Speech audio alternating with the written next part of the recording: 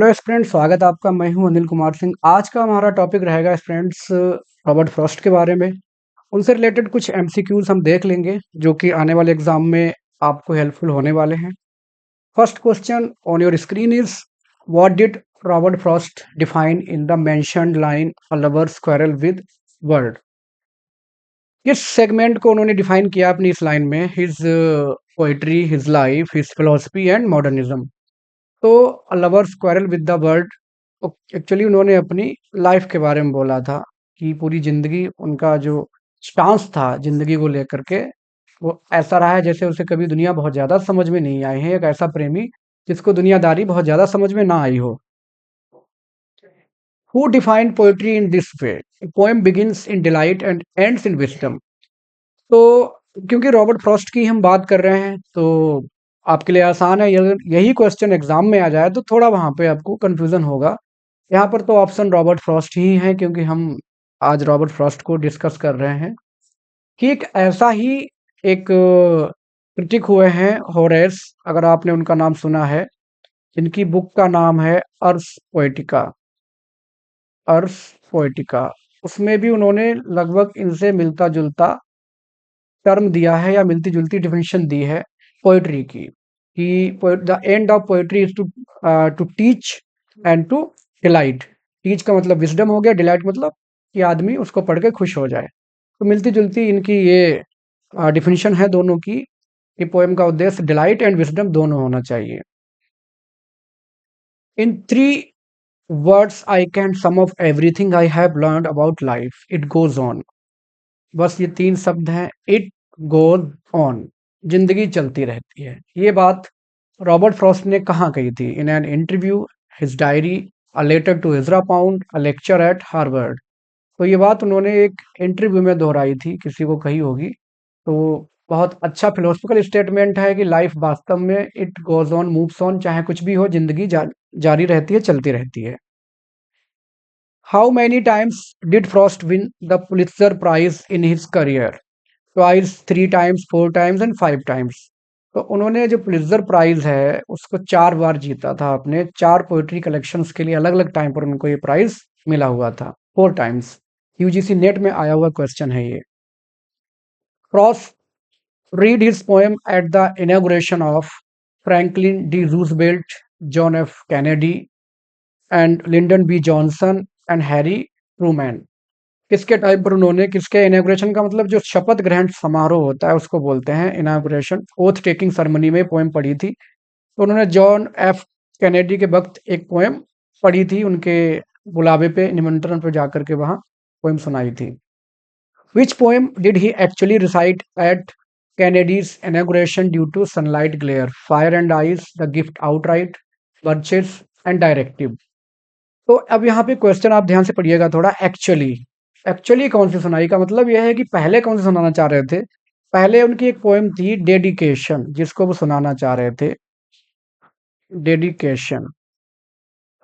लेकिन sunlight glare मतलब शायद वहां पे पढ़ने में दिक्कत हुई उनको, क्योंकि ये थोड़ी लेंदी थी और गिफ्ट आउटराइट थोड़ी छोटी पोएम थी। तो उन्होंने ये सुनाई, द गिफ्ट आउटराइट। सुनानी थी डेडिकेशन, लेकिन सुनाई फिर due to situation the gift outright. Frost received congressional gold medal 1950, 1955, 60 और 62।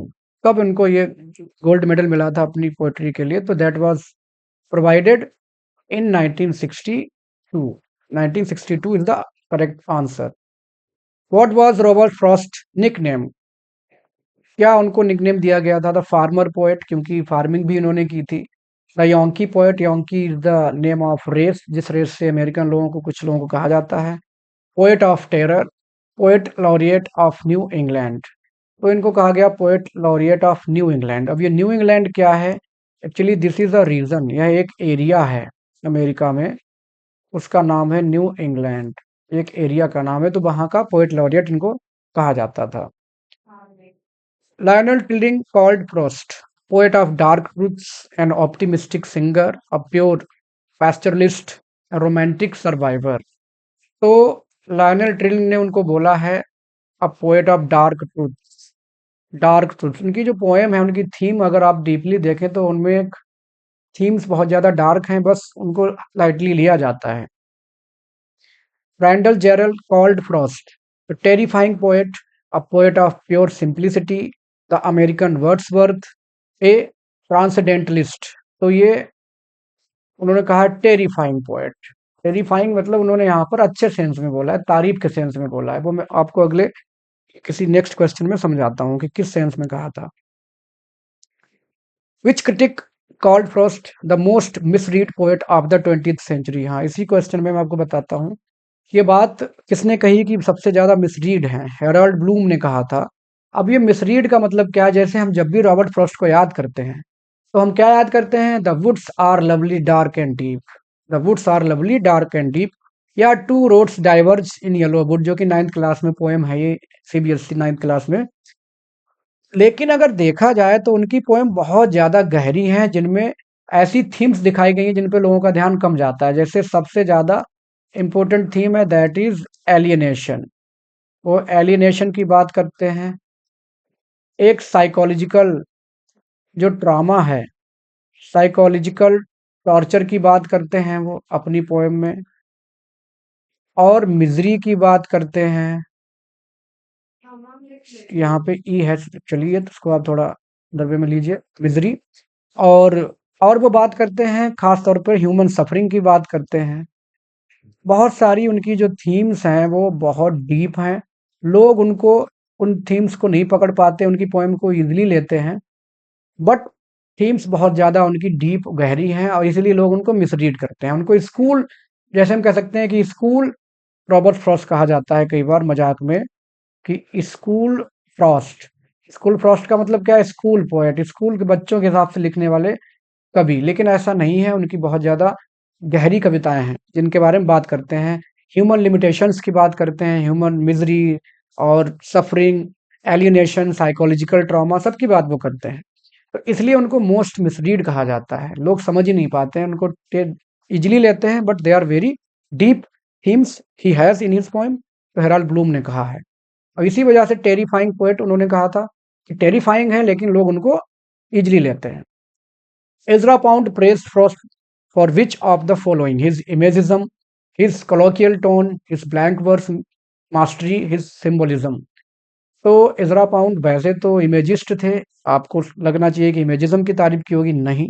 उन्होंने उनकी जो कोलोकियल टोन है, कोलोकियल का मतलब क्या होता है, कन्वर्सेशनल, बहुत इजी शब्दों का इस्तेमाल जो पोएम में किया जाए, कन्वर्सेशनल टोन की तारीफ उन्होंने की है, इजरा पाउंड ने।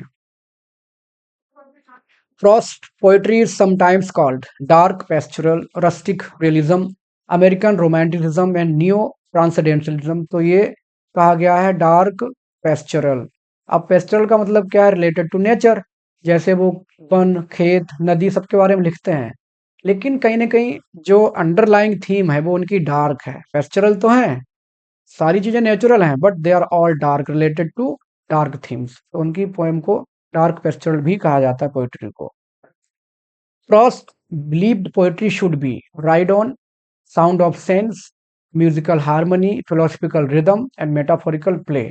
तो साउंड ऑफ सेंस पे होनी चाहिए। साउंड ऑफ सेंस का मतलब क्या है, अंडरलाइंग वर्स, जो लाइनें हैं लिखी गई हैं कविता की, उनके अंतर्गत जो सेंस छिपी हुई है उस पर, उसके साउंड पे कविता लिखी जानी चाहिए, ये इनका मानना था, साउंड ऑफ सेंस।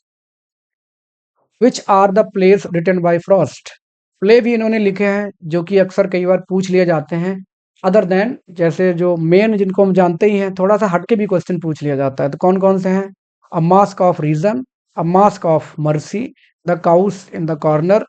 तो ऑप्शन है ए एंड बी, ये दो इनके प्लेस हैं, the masque of reason, the masque of mercy. A Witness Tree 1942 is significant for war poems, personal lyrics, satirical poems और political verse। तो पर्सनल लिरिक्स के लिए इनका पोएट्री कलेक्शन जाना जाता है, witness tree. Frost served as a professor at किस college में इन्होंने एज प्रोफेसर वर्क किया था, एमहर्स्ट कॉलेज में ये प्रोफेसर रहे थे। एमहर्स्ट जहाँ की एक पोएट रही हैं जिनका नाम अगर आप जानते हैं तो बताइएगा, काफी अच्छा लिखती थी, लेडी पोएट, जिनको नन ऑफ एमहर्स्ट भी कहा जाता है। नन ऑफ एमहर्स्ट, ये यूजीसी नेट में आया हुआ क्वेश्चन है। नन ऑफ एमहर्स्ट, अगर आपको पता है तो आप कमेंट सेक्शन में प्लीज बताइएगा। फ्रॉस्ट एपिटफ रीड्स, एपिटफ आप जानते हैं जो कभी लोग अपनी कब्र पर लिखवाने के लिए चुनते हैं, तो इनका क्या था? The woods are lovely dark and deep, he had a lover's quarrel with the world, miles to go before I sleep, poetry is life. तो he had a lover's quarrel with the world, यही इनकी life का motto था।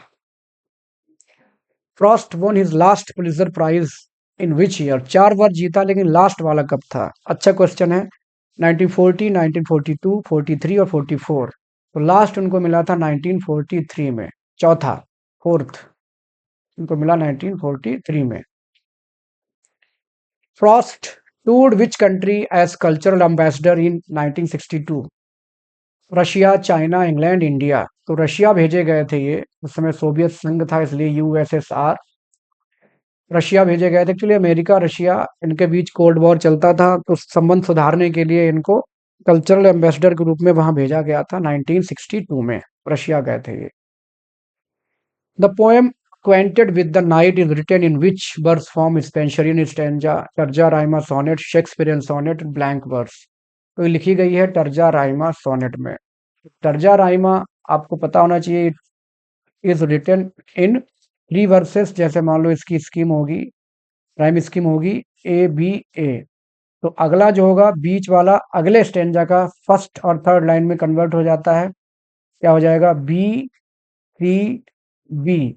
अब फिर से बीच में है सी, ये नेक्स्ट की फर्स्ट और थर्ड बन जाएगी, सी डी और ई, और बीच में डी है तो फिर से अगले की डी, और अगला क्या होगा? F D. ठीक है, यहाँ पे बी सी बी और C D C, actually sorry, C D C, तो उस हिसाब से डी ई होगा यहाँ पे, डी ई डी। तो इस तरह से ये चलता है इसका सिस्टम तर्जा राइमा का। टरसेट बोलते हैं 3 लाइन के स्टेंजा को, टरसेट।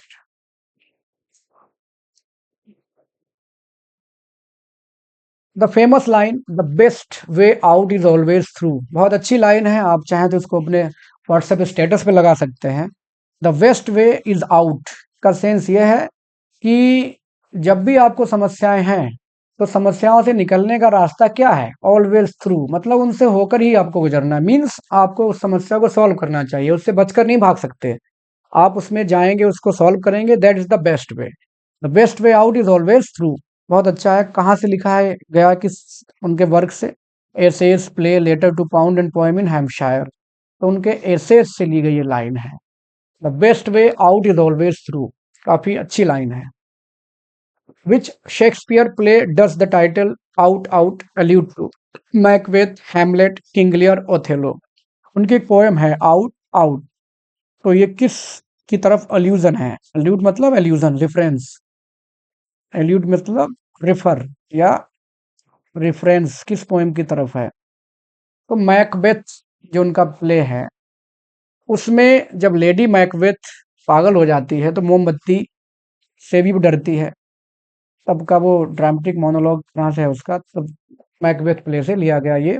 Out out brief candle life के बारे में बोलता है। Who said Frost poems have the outer weather of nature and the inner weather of heart? बहुत अच्छी लाइन लिखी है किसी ने इनके बारे में। जो बाहरी उनका आवरण है कविताओं का वो तो कुदरत के बारे में है, लेकिन अंदर वाला बहुत ज्यादा मनोस्थिति साइकोलॉजिकल है। किसने कहा है? John crow ransom, Edward Thomas, Robert Frost, ये खुद के बारे में ही कह सकते हैं, एंड रैंडल जेरल, इसके द्वारा कहा गया है। तो ये कहा गया है एडवर्ड थॉमस के द्वारा, Edward Thomas. Frost poem, A Considerable Speck, satirizes human arrogance in science, critics of poetry, Nazi ideology and poetic vanity। तो इसमें साइंस को उन्होंने क्रिटिसाइज किया है। एरोगेंस लोग समझते हैं साइंस इज पावर, कि साइंस से हम सब कुछ कर सकते हैं या साइंस इज सुप्रीम है, तो उस मेंटेलिटी को क्रिटिसाइज किया है उन्होंने। In the banishing red, the Miller kills native American, this highlights racial injustice in America, myth of the frontier, survival instinct of pioneers, industrial growth. तो रेशियल इनजस्टिस की बात करती है पोएम। अमेरिका में रेशियल इनजस्टिस बहुत ज़्यादा है। अभी जो वहाँ एशियन कंट्रीज़ के लोग पहुँचते हैं, चाइना, इंडिया सब, तो उनको बहुत ज़्यादा डिस्क्रिमिनेशन सहना पड़ता है। Who introduced Frost to Ezra Pound, which helped him gain recognition in England? चलिए, जब रॉबर्ट फ्रॉस्ट स्ट्रगलिंग पोएट थे तो उनको पोएम्स को पब्लिश कराने में हेल्प की थी। किसने हेल्प की थी? इजरा पाउंड ने।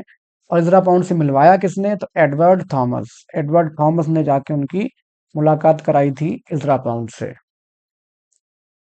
Which poem is a satire on the futility of war memorials? Stars, the figure in the doorway, not to keep the hill wife, not to keep. War memorial रखने का कोई मतलब नहीं, क्योंकि जो खो चुका है अपनी जिंदगी युद्ध में वो बेकार है, क्योंकि युद्ध के चक्कर में कोई नहीं मरना चाहिए, ऐसा इनका मानना था। Who called Frost a wise old farmer who talks in parables? John F Kennedy, Louis Untermeyer, W H Auden, Edward Thomas. तो ये कहा है लुइस अंटरमेयर ने कि ये किसान थे जो कि पैराबल्स कहानियों में बात करते हैं। The character in The Hill Wife fears domestic violence, isolation and abandonment, poverty, religious persecution। अब वही बात आ गई जो भी मैंने कहा था कि थीम बहुत गहरी है इनकी। आइसोलेशन और अबेंडनमेंट से वो डरती है कैरेक्टर। स्कूल फ्रॉस्ट नहीं है, स्कूल पोएट नहीं है, he is very deep poet. He has depths of themes in his poetry. Which poem presents a satirical attack on the cult of material success? Provide. The two tramps in mud time, departmental, a mask of mercy। तो provide का मतलब प्राप्त करना। पीछे लोग पड़े रहते हैं चीजों के पीछे, प्राप्त कराना। तो भाई मटेरियल सक्सेस को क्रिटिसाइज करती है वाली poem. Next one, the poem an old man's winter night. ये थीम क्या है इसकी? पोर्ट्रेस का मतलब क्या है, थीम क्या है इसकी?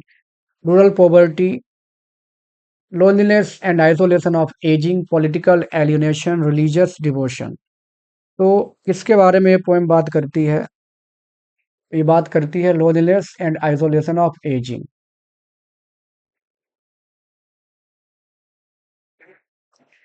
Which collection won for Frost his first Pulitzer Prize? अच्छा क्वेश्चन है कि पहला कब मिला, लास्ट कब मिला था? अभी हमने देखा था लास्ट मिला है उनको 1943 में, और पहला कब मिला ये पूछना है। New Hampshire 1923, a further range, collected poems and steeple Bush.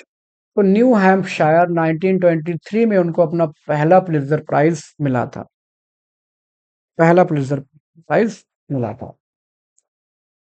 To tramps in mud time links vocation and avocation, poverty and richness, politics and farming, childhood and adulthood.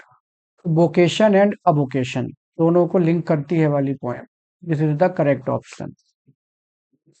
Randall Jarrell praised Frost for strength of sheer survival, greatest modern satirist, poet of science, and radical experimenter। तो तारीफ की है उन्होंने strength of share survival के बारे में, जो उनकी थीम है पोएम की, उसको देखते हुए। Robert Frost was born in, कहाँ पैदा हुए थे? अमेरिका या इंग्लैंड? अमेरिका में पैदा हुए थे, तो कौन से शहर में? तो he was born in San Francisco. San Francisco. Frost first published poem was, पहली जो पोएम पब्लिश हुई थी वो कौन सी है? Into my own, my butterfly, the road not taken, mending wall. तो माई बटरफ्लाई ये उनकी फर्स्ट पब्लिश्ड पोएम थी। My butterfly. Frost first book of poetry, अभी हमने पूछा था पहली पोएम पब्लिश्ड, यहाँ पे पहली कलेक्शन ऑफ पोएम्स कौन सा है? Boy's will, north of Boston, mountain interval, New Hampshire. A boys will इनका फर्स्ट पोएट्री कलेक्शन था जो पब्लिश हुआ था। A boys will was first published in, कहाँ पब्लिश हुई? पैदा यूएसए में हुए थे वहां के, लेकिन पहली बार पब्लिश ये कहाँ हुई? इंग्लैंड में। A boys Will poetry collection was published in England. किसकी हेल्प से?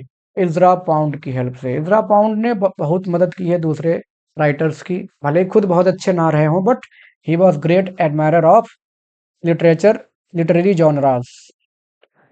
Ezra Pound reviewed Frost's first book favorably in The Nation, The Egoist, The Times Literary Supplement, Poetry, Chicago।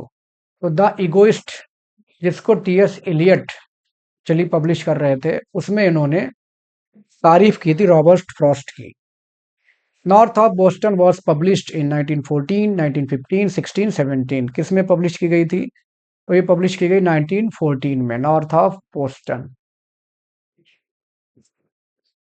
Good fences make good neighbours is from which poem? बहुत अच्छी लाइनें हैं और बहुत simple poem से हैं। सिंपल तो पोएम है, लेकिन वही है, थीम डीप है उसकी। मेंडिंग वॉल, दीवार की मरम्मत, जिसमें बार बार करते रहते हैं पड़ोसी, उससे ली गई है। गुड फेंसेस का मतलब यहाँ पे देखिए, आज के ज़माने के हिसाब से हम कह सकते हैं कि हम किसी की लाइफ में दखल अंदाजी ना करें, हम अपनी बाउंड्री बना के रखें, तभी हमारा दूसरों से संबंध अच्छा रहेगा। अगर आप पड़ोसी घर में ताका झाकी करेंगे, रोज पूछेंगे, तो डेफिनेटली कोई भी हो, अपनी प्राइवेसी में कोई भी दखल अंदाजी नहीं चाहेगा। तो वो एक सिंबॉलिकल सेंस है इसका। The two roads in the road not taken symbolise confusion, life choices, dreams और फ्रेंडशिप। तो लाइफ चॉइसेस की बात करते हैं। कई बार हमारे सामने सिचुएशन आती है, क्या करें क्या ना करें, और वही सिचुएशन हम जब चॉइस करते हैं, एंड में हमको अपनी जिंदगी में आगे बढ़ाती है, पीछे ले जाती है, वो डिपेंड करता है। Which poem ends with and miles to go before I sleep? बहुत सिंपल पोएम है ये, तो अच्छी पोएम है। The woods are lovely dark and deep, उसी से। कौन सी है? Stopping by woods, stopping by woods.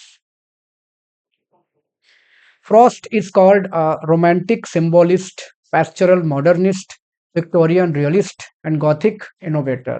तो pastoral modernist, लिखते नेचर के बारे में है लेकिन in modern themes. Which verse form did Frost often prefer? Free verse, blank verse, sonnet और हेरोइक? कौन सी? ब्लैंक वर्स, ब्लैंक वर्स में लिखा करते थे वो। Frost called free verse a novel experiment like playing tennis without a net, pure song, the future of poetry. UGC net English में पूछा गया क्वेश्चन है ये, लाइक प्लेइंग टेनिस विदाउट ए नेट। टेनिस आप खेलें विदाउट नेट, मतलब you are free, कोई फर्क नहीं पड़ रहा है, क्योंकि पॉइंट लूज करना या हारने की जरूरत, दिक्कत ही नहीं है, वहां पे टेंशन नहीं है। Home Burial dramatizes the loss of a child, death of an old man, conflict between siblings, farming struggles. Loss of a child की बात की गई है इस पोएम में, loss of a child. Frost described poetry as a momentary stay against confusion, a music of ideas, the spontaneous overflow of feelings, rhythm of life। A momentary stay against confusion, confusion से बचाए, that is poetry। Frost ने कहा है। Earth, the right place for love, appears in Birches, desert places, Hyla Brook, two tramps in mud time। तो ये है बर्चिस से line ली गई है, ट्रैम्प्स इन मड टाइम। तो दोस्तों, ये थे important questions from Robert Frost। I hope you would like the video. You can like, subscribe, share the channel for the next upcoming videos. Thanks for watching.